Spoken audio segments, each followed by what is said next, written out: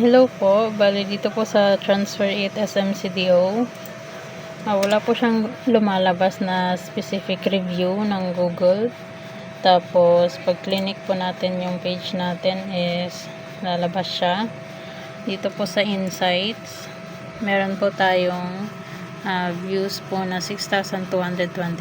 Tumaas po siya ng 9% from July 7 to August 3.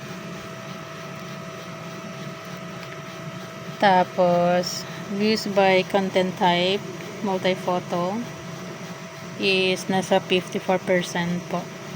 Tapos, dito naman po sa engagement, may 59 engagement po tayo. May 2 reactions.